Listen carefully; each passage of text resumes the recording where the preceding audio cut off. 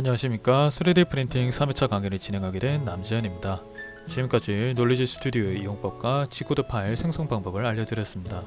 이 부분만 알아도 사실상 대부분의 출력물은 뽑으실 수 있을 텐데요. 알려드린 내용을 가지고 신기버스에서 이것저것 뽑아보셔도 좋고 프로젝트 관련 출력물을 뽑아보셔도 좋습니다. 오늘은 앞으로 출력물을 뽑으실 때 유용할 만한 추가적인 큐빅 크리에이터의 기능과 재료별 특징을 설명해 드리도록 하겠습니다. 원래 예정되어 있었던 리소페인 만들기는 강의 시간상 부족하다고 판단되어 다음 시간에 이어 설명드리도록 하겠습니다. 수동 지지대 기능입니다. 수동 지지대는 기존 지지대가 각도를 기반으로 형성되는 것과는 다르게 원하는 부분만 직접 지지대를 넣어줄 수 있는 기능입니다. 수동 지지대가 쓰이는 경우는 다음과 같습니다. 첫 번째, 지지대가 만들어지지 않는 형상을 뽑을 때입니다. 이 출력물은 오늘 만들어 볼 리소페인이라는 작품인데요. 이런 작품은 기울어진 면을 갖고 있지 않아 지지대가 생성이 되지 않습니다. 이런 경우에는 직접 지지대를 만들어줘야 하는 경우입니다. 또한 지지대가 생기더라도 불필요한 경우에는 내가 원하는 곳에만 넣어줘야 하는 경우도 있습니다.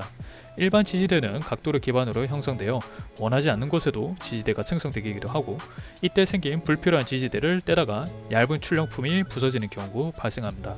이런 경우 해결할 수 있는 방법이 바로 수동 지지대입니다. 두 번째, 진동이 발생될 때입니다. 진동은 주로 종횡비가 큰 불안정한 형태일 때 발생합니다. 지난 강의에서도 계속 설명드린 내용이지만 종횡비가 큰 도형일수록 높은 레이어에서 진동이 발생하는데, 특히 두께가 얇은 도형이라면 그 정도가 더 크게 됩니다. 이렇게 만들어진 진동은 원래 적층되어야 할 것보다 좌우로 흔들려 적층 품질이 크게 떨어지는 경우가 발생합니다. 지금 보시는 출력물도 진동이 발생해서 제대로 적층이 되지 않아 잘린 채로 출력이 되었습니다. 빨간 동그라미 안을 보시면 수동 지지대가 설치되어 있는 것을 보일 수 있는데요. 저는 이렇게 적층이 되지 않은 레이어의 아래쪽에 수동 지지대를 설치하여 진동을 잡아주었고 출력 오류를 해결한 경우가 있습니다. 그리고 다음은 나중에 설명드릴 리소페인의 적층 오류인데요. 보시는 그림은 수동 지지대 없이 출력했을 때의 모습입니다. 원래라면 매끈한 면을 가져야 하지만 진동으로 인해 레이어가 앞뒤로 적층되어 거친 표면이 된 것을 볼 수 있습니다. 이런 모양도 수동 지지대로 진동을 잡아줘야 매끈한 표면을 가진 채로 뽑을 수 있습니다. 보시는 그 다음 그림은 앞뒤로 수동 지지대를 설치해서 진동을 해결하고 매끈한 표면을 가진 채로 리소페인 작품을 뽑은 모습입니다. 다음으로 보실 예시는 샤프 펜슬 부품의 출력 케이스입니다. 한 번은 기계공학 입문 설계 프로젝트에서 3D 프린팅을 상담해 드린 적이 있는데, 샤프 펜슬의 원통형 외형을 만들어야 했던 경우가 있습니다. 샤프의 플라스틱 외형은 빈 원통 형태로 길고 두께가 가는 형상입니다. 눕혀서 출력하게 되면 다른 부품과 공차가 맞지 않아 조립이 불가능했고, 내부의 지지대 없이 뽑아야 하기 때문에 세워서 출력해야만 하는 경우인데, 이럴 경우에는 종횡비가 큰 형상이 됩니다. 그래서 이 형상도 5번까지 출력 오류를 겪었고, 이런 경우에도 수동 지지대를 이용하여 출력의 불안정성을 보완해 줄 수 있었습니다. 이제 본격적으로 수동 지지대 만드는 법을 알려드리도록 하겠습니다. 컨트롤 M을 누르셔도 되고 상단의 편집에서 수동 지지대를 클릭해 주시면 됩니다. 그러면 좌측에 지지대 편집기가 생성이 됩니다. 위에서부터 설명해 드리자면, 생성 모드는 중앙의 화면에 넣을 수동 지지대의 설정을 건드리는 곳입니다. 그래서 수동 지지대를 만들 수만 있고 제거할 수는 없습니다. 컨트롤 Z의 실행 취소로 지울 수는 있지만 물론 불편한 경우가 있습니다. 이런 경우 만든 수동 지지대를 제거하고 싶다면 편집 모드를 클릭해서 지워줄 수 있습니다. 하나하나를 클릭해서 제거할 수 있고 만든 지지대의 모양을 바꿔줄 수 있습니다. 아래에는 수동 지지대의 종류가 나와 있는데요. 바로 넣기는 주황색 면에 만들고 싶은 지점을 클릭하면 그곳에 바로 수직 각도의 수동 지지대가 만들어지는 기능입니다. 간편하지만 자율성이 떨어지는 특징이 있습니다. 반자동 넣기를 선택하시면 아래의 구의 지름을 설정할 수 있습니다. 이 기능은 마우스 주위에 선택한 지름의 구의 영역을 만들어주고, 이 부분이 가장 아랫부분에 지지대를 만들어주는 기능입니다. 표면의 최저점을 찾기 힘든 울퉁불퉁한 표면일 때 자동으로 최저점을 찾아주는 기능입니다. 설명이 복잡하지만 반자동 넣기의 장점은 쉽게 가지 형태의 지지대를 만들 수 있다는 것입니다. 처음 선택한 부위 주위를 더 클릭하시면 이렇게 가지 형태의 지지대가 만들어지고, 출력 시간을 빠르게 할 때 이런 가지 형태의 지지대가 효율적이게 됩니다. 참고로 지금 지지대를 만들어 줄 수 있는 곳과 없는 곳이 있는데, 이 이유는 현재 메시 상태가 불량하기 때문입니다. 이 점은 나중에 메시 개선을 통해서 해결할 수 있으니 다음 시간에 배워보는 것으로 하겠습니다. 그 다음에 연결 지지대 넣기는 이미 만든 수동 지지대와 모델링을 이어주는 기능입니다. 가장 자율성이 높아서 저는 자주 사용하고요. 위 두 가지 지지대는 90도로만 만들어지는 것과 달리 연결 지지대는 자유롭게 각도를 설정해 줄 수 있습니다. 개인적으로 가장 많이 쓰는 지지대이지만 수동 지지대는 90도에 가까울 때 지지대로서 역할을 가장 잘 수행할 수 있습니다. 그러므로 자유롭게 각도를 설정하되 최대한 수직에 가깝게 만들어 주시면 되겠습니다. 자동 기능은 말 그대로 프로그램이 수동 지지대를 넣어줄 수 있는 곳을 계산해서 자동으로 넣어주는 개념입니다. 이때 계산은 각도를 기반으로 하는데요. 바로 아래 각도가 그 역할을 합니다. 각도 값이 0도에 가까울수록 노란색으로 많은 영역이 잡히고 이곳에만 수동 지지대가 생기게 됩니다. 만약 자동으로 만들어지는 수동 지지대를 적게 하고 싶다면 이 각도 값을 크게 하시면 됩니다. 자동을 클릭하면 아래에 설정이 새로 생깁니다. 자동 기능은 표면에 일정한 간격의 점을 생성하고 그 점을 기반으로 지지대를 세워주게 됩니다. 설정 칸은 그 점들의 배치 간격을 조절하는 칸인데요. 미니멈 플랫 스페이스는 클수록 지지대 간의 간격이 넓어지게 됩니다. 이것을 5로 하고 위치 개선을 눌러주면 다음과 같은 점이 만들어집니다. 이곳마다 수동 지지대가 만들어진다는 뜻입니다. 이 값을 10으로 키워주고 위치 개선을 눌러주면 간격이 늘어났기 때문에 더 적은 양의 점들이 만들어집니다. 점의 위치를 확인하셨다면 지지대 생성을 눌러 수동 지지대를 만들어 주시면 되겠습니다. 참고로 현재 만들어진 수동 지지대는 모든 영역 옵션으로 만들어졌기 때문에 내부에 주황색 영역이 있는 곳도 계산 범위에 들어갑니다. 이런 곳에는 지지대를 넣고 싶지 않다면 선택적 부위 옵션을 누르시고 내부에는 지지대가 생기지 않는 걸 볼 수 있습니다. 여기서 팁으로 지지대를 다 만드셨다면 한 번은 HTML 파일로 저장하는 것을 추천드립니다. 수동 지지대로 만든 파일이 오류로 가끔 날아가는 경우가 발생하기 때문에 한번 저장하면 수동 지지대도 같이 저장되기 때문에 같은 작업을 두 번 할 필요가 없습니다. 그 다음은 레이어 제어 기능입니다. 컨트롤 L을 눌러 실행할 수 있고 주로 레이어 제어 기능은 파일 내부를 보고 적층이 가능한 형상인지 판단하기 위해 사용합니다. 상단 클리핑 단면 보기를 누르고 휠을 내리면 레이어마다 단면을 볼 수 있는데 내부가 비어있는 형상이라면 적층이 잘 되지 않을 수도 있고 이런 경우 파일의 바닥면을 다르게 지정해서 출력이 잘 되게끔 수정을 할 수 있겠습니다. 레이어 제어 기능에는 레이어마다 온도, 냉각 속도 등을 다르게 지정할 수 있는 칸이 있지만 크게 사용하는 기능은 아니니 신경을 안 쓰셔도 될 것 같습니다.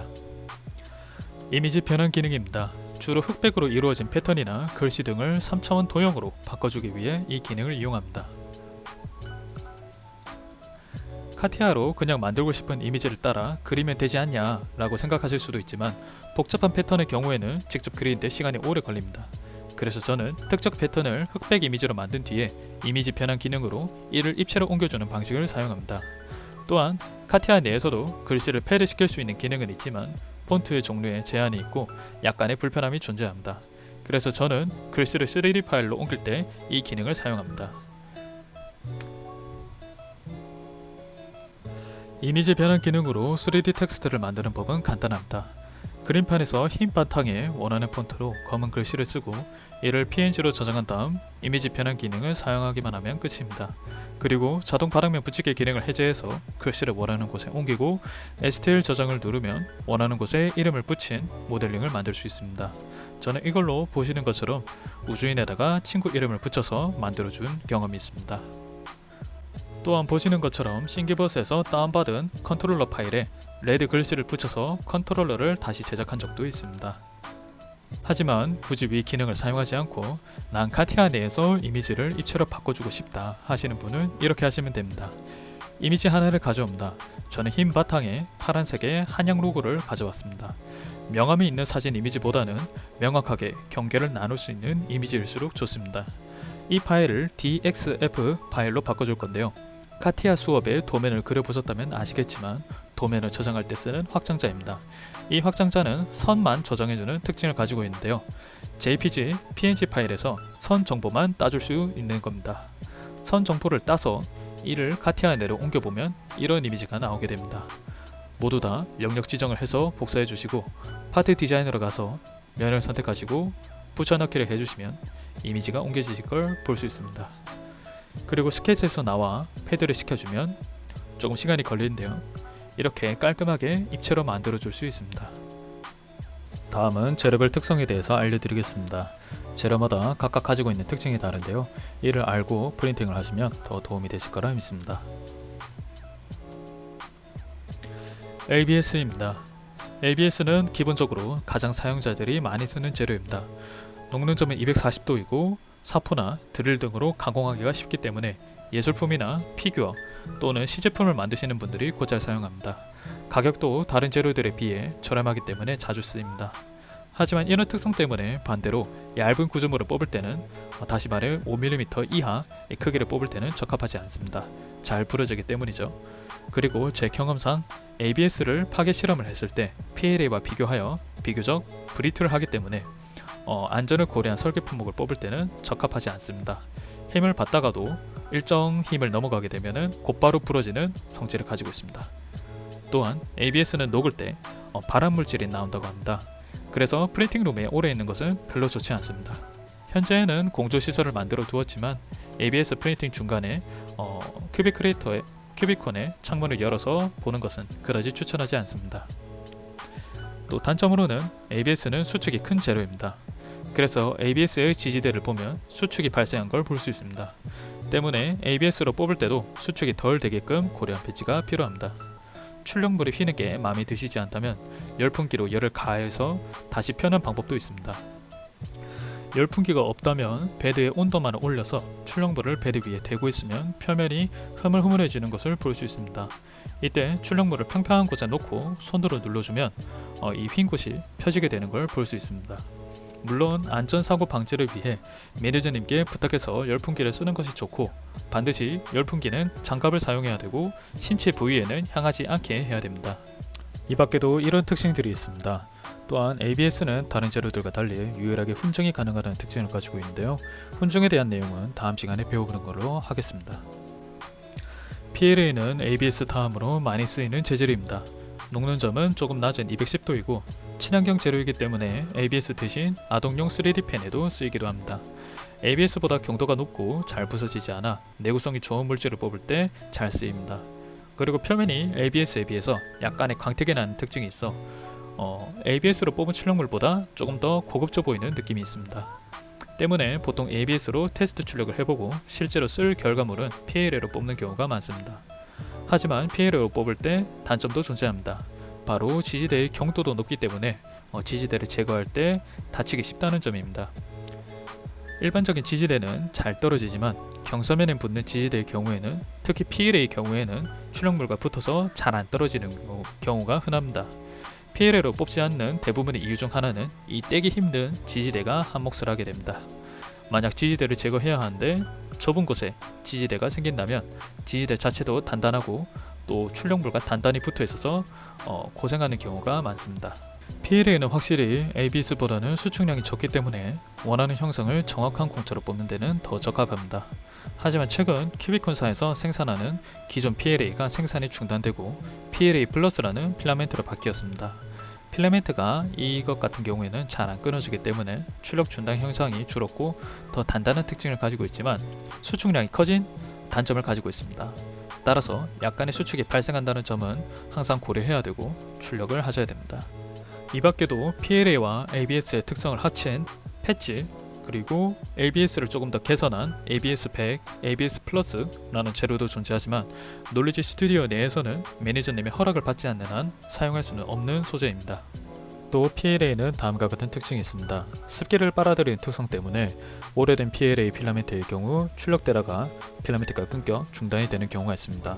때문에 출력 중단이 되지 않도록 조심해서 프린터를 골라야 하는 경우가 있습니다. TPU는 신축성이 있는 소재입니다. 조금 생소하실 수도 있는데 젤리형 핸드폰 케이스에 쓰이는 소재가 바로 TPU입니다. 충격을 흡수할 수 있는 재료로 여러가지 용도로 뽑을 수 있고 호스나 신발 밑창, 바퀴처럼 구부러지는 구조가 필요할 때 출력이 가능합니다. 보통 신축성 있는 소재의 제작은 저렴하지 않은 경우가 많습니다. 일반적인 고무 사출은 금형을 만들어야 하기 때문에 학부생이 부담하기 힘들 정도로 비싸고 실리콘 재료의 경우에는 3D 프린팅이 가능하지만 이 역시 저렴하지 않은 편입니다. 저희 경우에는 바퀴를 주머니를 넣었을 때 200g 정도에 10만원 정도가 넘게 나갔던 기억이 있네요. 따라서 신축성이 있는 소재를 경제적인 값으로 제작해야 할 때 TPU 소재가 큰 도움이 될 수 있습니다. 보통 밀도를 조절해서 이 충격을 흡수하는 정도를 조절할 수 있습니다. 이 밖에도 TPU는 출력물을 지지하는 서포터를 제거하기가 까다롭다는 특징이 존재합니다. 또한 속도가 빨라지면 적층이 제대로 안 될 가능성도 존재하고 큐빅 크리에이터의 버전에 따라서 세부 설정이 달라 출력에 실패하는 경우가 가끔 있습니다. 이번 강의는 제가 백신도 맞아야 했고 여러 템플이 겹치는 바람에 제 시간에 올려드리지 못해 죄송합니다. 다음 강의에서는 더욱 유익하고 도움이 되는 내용으로 제 시간에 올려드리도록 노력하겠습니다. 그럼 강의를 시청해주셔서 감사합니다.